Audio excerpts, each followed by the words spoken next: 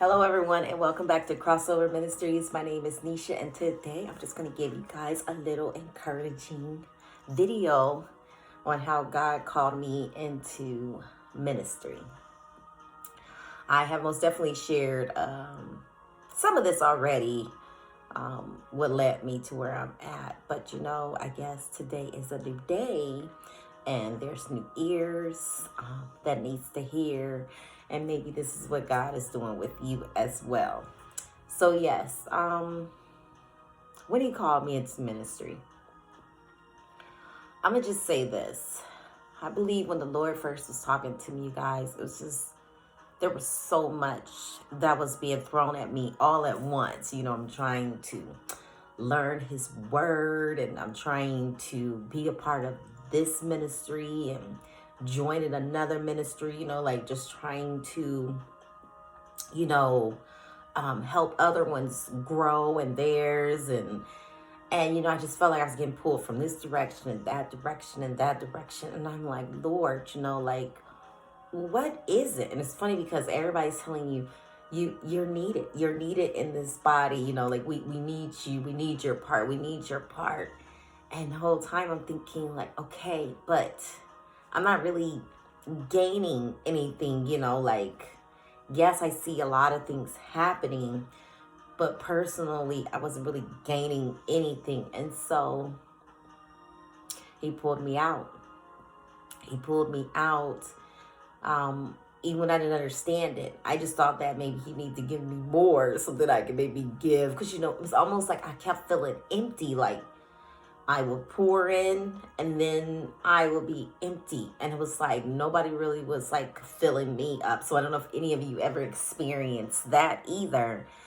And so I remember He pulled me out, like I said, He pulled me out of everything, like all like within a week apart, like, and I'm just like, okay. So I didn't know, just kind of thinking, okay, well, He's just going to probably put me in some another ministry or whatever. So I'm like, okay, well, that didn't happen either. And by that time, He was giving me rest. He was giving me rest. And He was allowing me to enjoy things as I was going through it. But at the same time, He was communicating with me, and He was having me where He would share with certain things, like it's time to let this go and let that go, and and I didn't understand, and I thought, am I just giving up? Because I don't know about some of you, you'll feel like that. You'll feel like, am I just giving up? Am I just throwing in the towel in this area? Am I just throwing in the towel in that area? And then, of course, Satan's got like his little crew he want to send towards you, like, oh, you need this, you need that. And I just remember, like, Lord, there's something missing. Like, there's something missing. But like almost a year before that, I just remember when I was within the group, I remember just praying because I felt like something was missing. Like I wasn't learning. I couldn't grow. And I knew it, but how you just don't know if maybe you just want to throw in because everything was so new. So I didn't know really honestly how to feel or really who to talk to. And it seems like everybody I had talked to, everybody really want to keep you with them, and they're really honestly, they're thinking of themselves and they don't realize it, but they're thinking of the ministry that the Lord has probably given them. So they want to keep you where they're at. But when the Lord is calling you into ministry, you got to learn how to part ways with that. And that was probably one of the hardest things, is leaving what I was familiar. And so it just reminds me of like with Abraham, he had to leave the familiar to the unfamiliar. And it was just hard. And sometimes we want to take like people like Lot, we want to take others with us, but we can't. You cannot go into this journey with God by trying to bring everything attached to you that He's telling you to detach yourself from, because a lot of times what happens is things kind of come to a disaster. And so in my case, I thought that I'll be able to take like, friendships and things like that. And the Lord was like, no.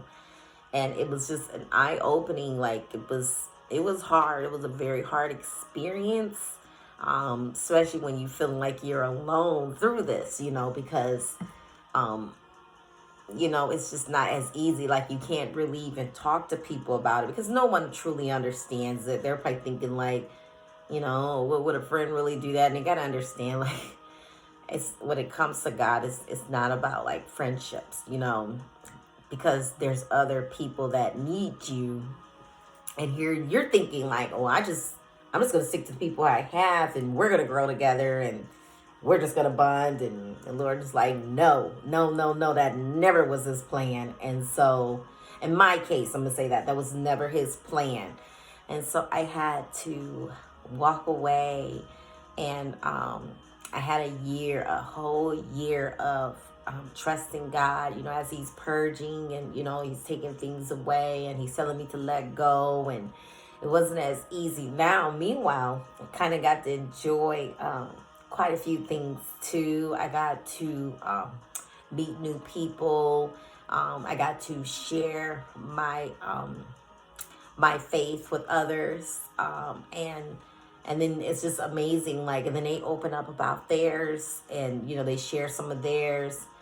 And deep down, that's what the Lord wanted. So, excuse me, in the year of, COVID, while everybody, the world felt like it just stopped, like the Lord kept saying, keep going, keep going, keep going, keep building, keep talking about me. That's what he wanted.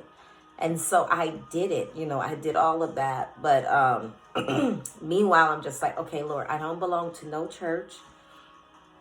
I know people like, well, you need somebody to hold you accountable. And deep down, I knew from just back from, let's say, I think it was, the summer of 2019. I remember when I was kind of like, I staged my first home. I'll never forget that. And I had my 2 younger girls with me, and chaos kind of broke loose with them. It is, parents, just you ready to just snap on your kids. And I just remember, after I kicked them out my car, I just remember crying on my way all the way out to the fiance's house, and I just remember just telling him some things. Or no, I was talking to God. I'm sorry.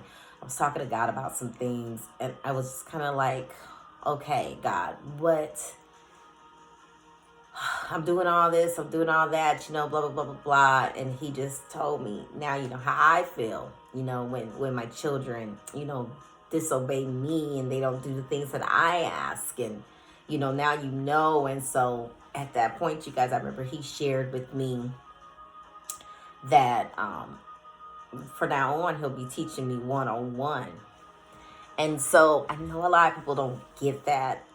But if the Lord is speaking to you personally, wanting to teach you one-on-one, you take that. And you know what I mean? Like, and you don't take that lightly. Like, it is really an honor for him to sit there and choose you, to teach you, for him to reveal himself personally to you. You'll get to encounter God on so many different levels. And he's going to talk to you, and people are going to probably be thinking like, God doesn't work that way, like, no, you need to maybe have a pastor over you, or, something like that, or you need to be affiliated with this.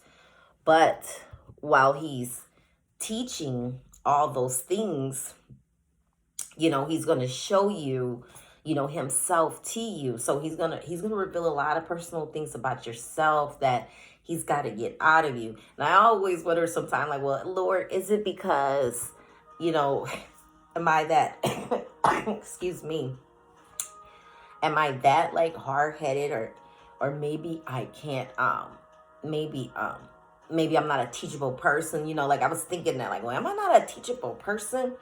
And it has nothing to do with it. It's just the calling that he has on you, what he's called you for. It's going to take that for you to have that divine encounter with God himself. And so, like I said, this is not to make you better than anybody else, but at the same time, it's also let you know, like, God really values you. And, like he wants that one-on-one, and so you get to learn to hear God speak to you in so many different ways. And yes, I always say, yes, the Lord speaks. He talks. He communicates with his children. And I think that people need to really understand that, because, we've been taught that God does no longer, communicate with us. He doesn't talk to us, ever. And so, he'll send, however, like I always tell people, like, he'll send like his angels, like he used a donkey in one case, he used fire. So he will talk to you about so many things.